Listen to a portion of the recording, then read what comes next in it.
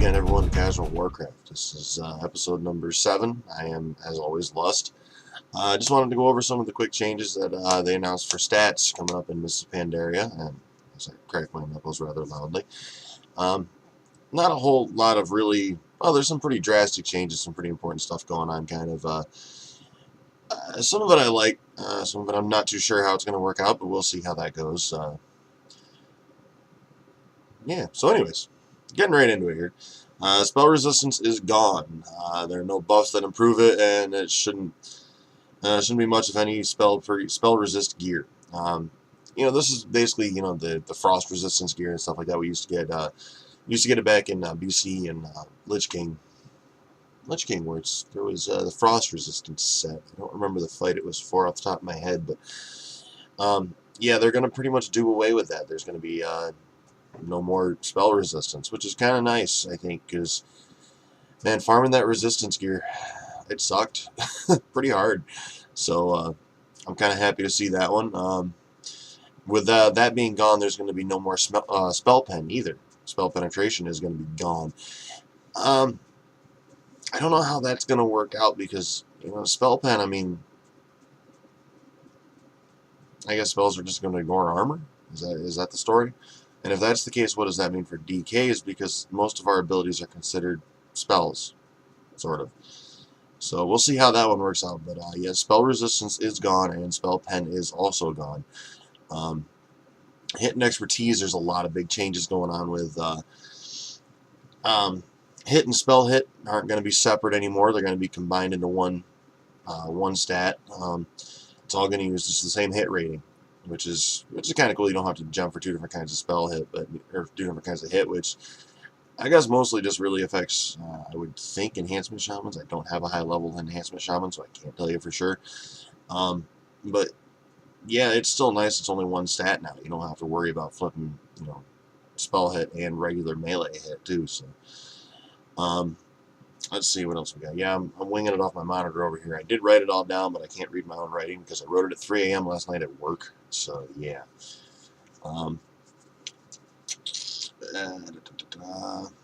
Hit stat will still negate melee miss and spell miss. So, obviously, hit will negate the chance to miss, I would think, as they say.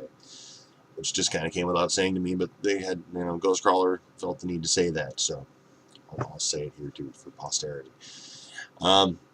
Expertise will negate dodge and spell miss, then parry. So it's going to be expertise. You've got your chance to dodge, miss, and then parry.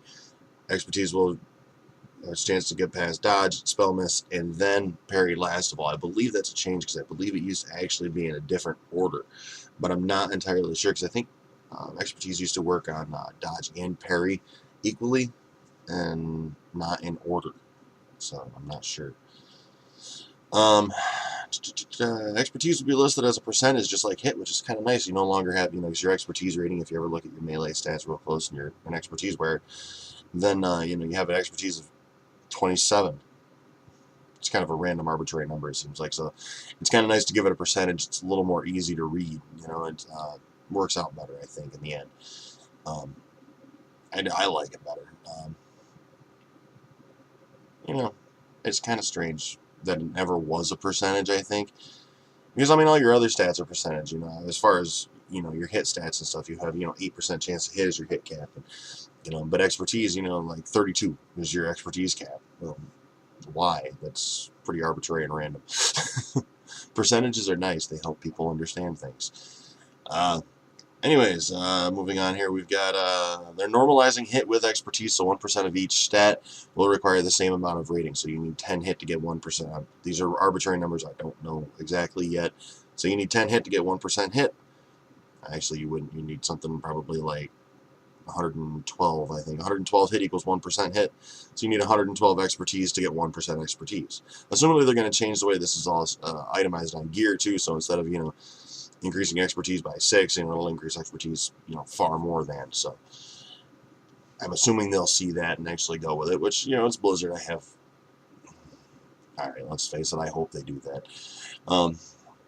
Normalizing melee and spell hit so that spell miss is equal to melee miss plus dodge. So that's going to be kind of strange. So what that means is Alarm's going off. What that means is your chance to miss with a spell is equal to your chance to miss with a melee hit plus your enemy's dodge. It almost sounds like spells are going to actually have a chance to be dodged, which, all right, in some cases, arcane, not arcane blast. What am I thinking of here? Frostbolt, anything like that, that's actually a cast spell that, your character can see it coming. You have a chance to dodge it, which kind of works out. There's some spells I don't know if it should work with, like instants that are just on target instead of, a cast that has to travel to the target. But I think we're getting a little too much realism if we go down that road, and I don't really think that'd be a good idea. The realism is kind of nice, but I think you can get carried away with it, and the mechanics of it would probably actually slow down gameplay and performance. So just throwing them all in one lump would probably be the best way to go from a mechanics standpoint. I'm pretty happy with it, I think. A lot of this is tentative. We'll see how it goes once I get in the beta and actually test some of this stuff out. But the way they're normalizing melee and spell hit is that, and this is exactly how they broke it down, or exactly how Ghostcrawler broke it down up on his site. I'm only going to give you the first example. I'm not going to give you the 14 that follow. So, against an equal level creature, you have 6% spell miss, 3% melee miss, 3% dodge, 3% parry from the front, and then 3% block from the front only. So, again, this for all you DPS out there, DPS from the back helps. You don't have to worry about that 3% parry or 3% block. So it's an extra, basically 6% chance to hit. So those are your chances. Like I said, on an equal level creature, you've got a 6% chance to miss with a spell, 3% chance to melee miss, and 3% dodge. Now that's only base. Obviously, this is modified by stats and everything else. So base stats, the base percentages, that's what it looks like. Let's see where else we got here. What are we moving on to? We're moving on to something else. We got a lot of snow. We now have snowmobilers like crazy out. It's nice. Especially since I've been working nights this week. So, yeah. But then again, they're the reason I'm awake right now, which is why I'm doing my casual Warcraft for the week and why you guys are getting to see this. Although I don't really think it's very good. I don't think I'm doing a good one this week. So I may redo this one and use this one as a bloopers reel. Oh, that's 7 minutes already. That's kind of neat, though. I didn't think it was going to take me that long. Block. Block is getting quite a bit of changes, too, going on here. Change to block will be handled by a separate combat role. Chance to block. So it used to be handled by, I believe, the same combat role as dodges and parries and all that. Now it's not. Now, when you make an attack, your enemy has a chance to miss, base chance to miss, and then they do a roll in the mechanics to find out, if it's dodged or parried. If it's not, then it still has a chance to be blocked. So it's going to be miss, dodge, and parry, and then block. I don't know. It almost seems like that gives a lot more chance to miss and a lot harder to hit your enemies, which, depending on how they do things, could work out pretty good. Block is also going to give a consistent value, regardless of avoidance.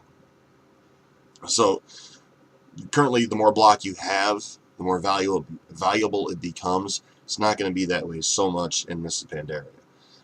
They're going to give it diminishing returns also, just like dodge and parry. So it doesn't necessarily mean that the more block you have, the less block you get. I believe he said it doesn't mean that the value of block will go down as you get more block. It means that it won't go up by as much when you get more block. So the more block you have, each point of block is then worth a little bit less than the point before. Diminishing returns is how that works.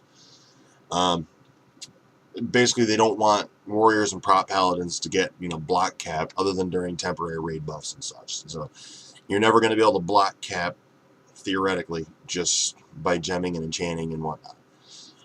Shield block and Shield of the Righteous have changed in the talent trees just to make up for those two. So yeah, the links for Ghostcrawler's post will be down in the sub box, as well as the link again to the talent calculator, just so you guys can go over and check it out and cross-reference the stuff if you want to. Crits are getting changed a little bit too. All spell abilities will crit for double damage. It's 200% damage on spell crit. This also applies to enhancement shaman spells and rogue poisons. And rogue poisons are now going to use the melee hit chance as well. So That's kind of cool. That's kind of neat. I 200% automatic damage on crits is cool because I've seen some crits that were pretty weak, and I think this is going to be a little bit better. There are exceptions. They say that, or he says that will actually increase that, but for the most part, the base value is 200% damage on a crit. So resilience is getting a huge load of changes in this expansion, which is kind of good because, let's face it, resilience hasn't always been wonderful. It's kind of been, thorn in the side to people trying to switch between PvP and PvE and not having the gear, or PvE to PvP and not having any resilience. You get slaughtered. They are adding resilience as a base stat. We've discussed that before. So that's kind of cool. I think it's 30%. Yep, all players have 30% base defense, which is what they're turning resilience into. So I'll just jump right into this now. Instead of straight up resilience, they're going to have, they're either calling it defense PvP or PvP defense. All players have 30% base defense, same way characters have base stamina. So it's just going to be another base stat, aside from gear and everything else. Gear that has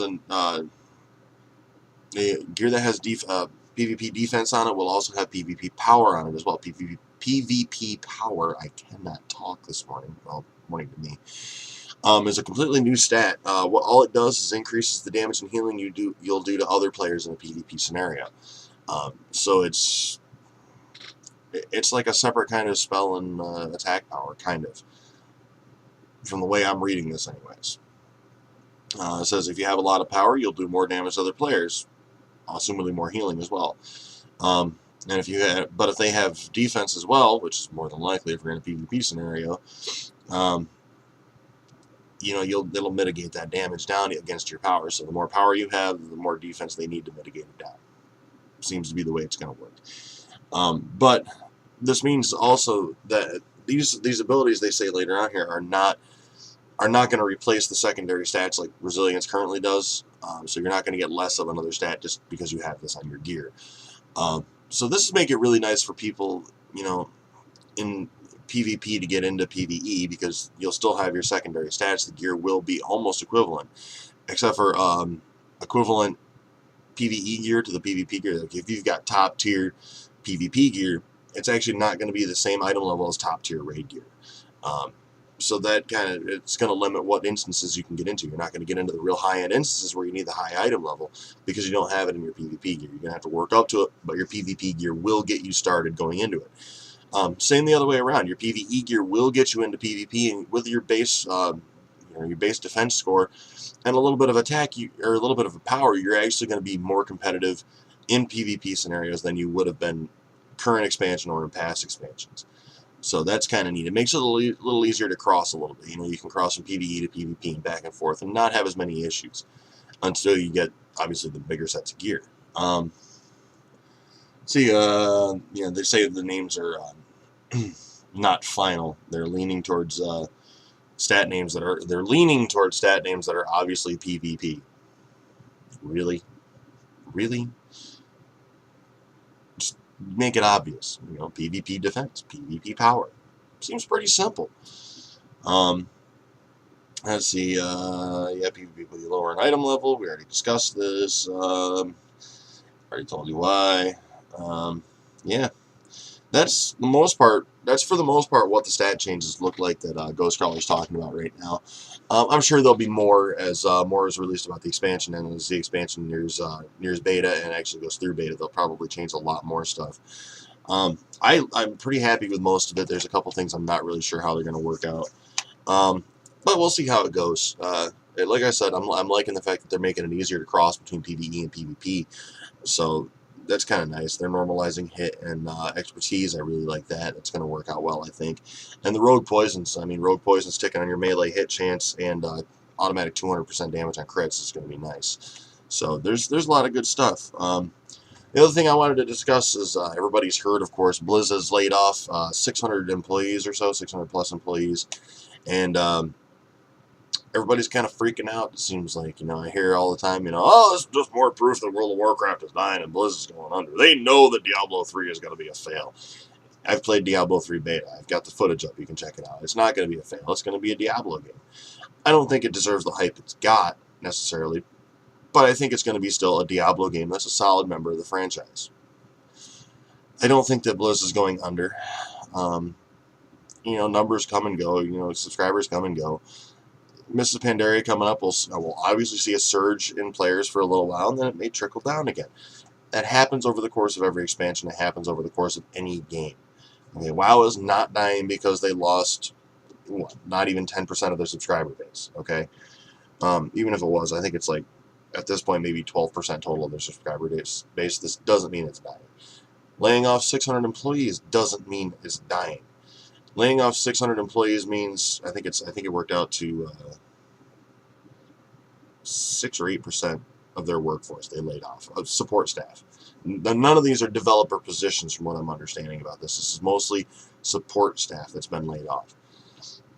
Well, if you lose 12% of your subscriber base, that's 12% basically of your revenue gone, excluding the online store purchases and stuff.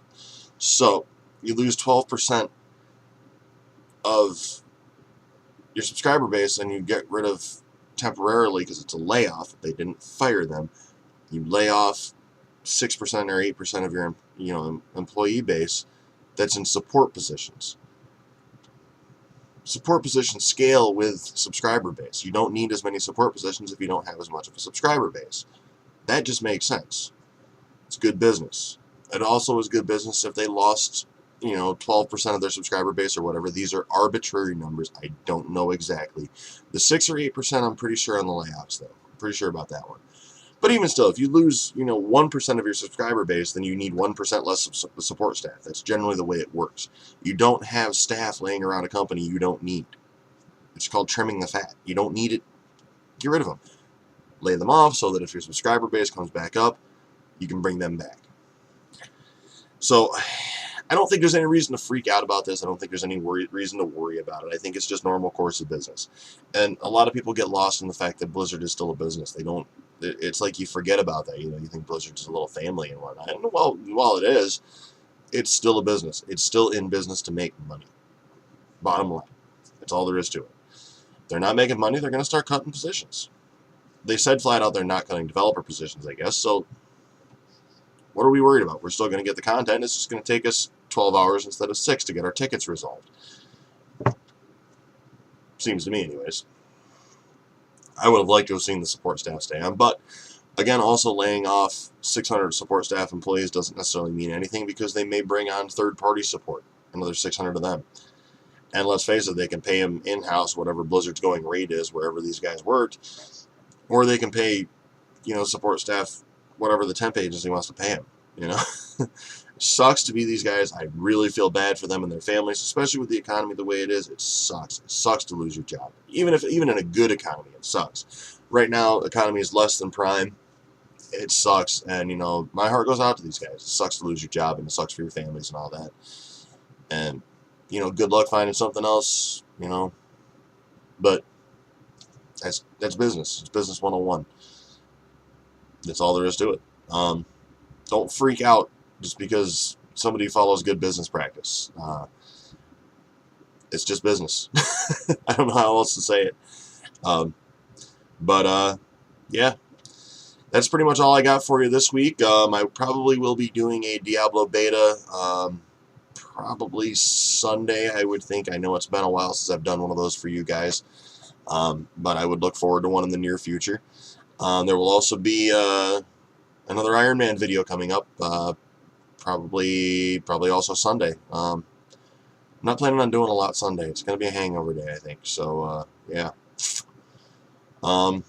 Anyways, yeah, stay tuned for that stuff. If you like what I have to say, if not, whatever you want to do. If you want to leave an email, go ahead, casualwarcraft@gmail.com. Twitter, twitter.com/casualwarcraft, or Facebook, see, there I go with the not talking thing again. Facebook.com/lustswarcraft. Because you can leave a video response here to anything I've got to say. If you don't like it, you want to grief me, go ahead. Feel free. If you want to have a debate about something, we'll talk about it. Inbox me here if you want to. If you don't want to leave a video, comment on the video below. You don't even got to subscribe, just comment. Feel free.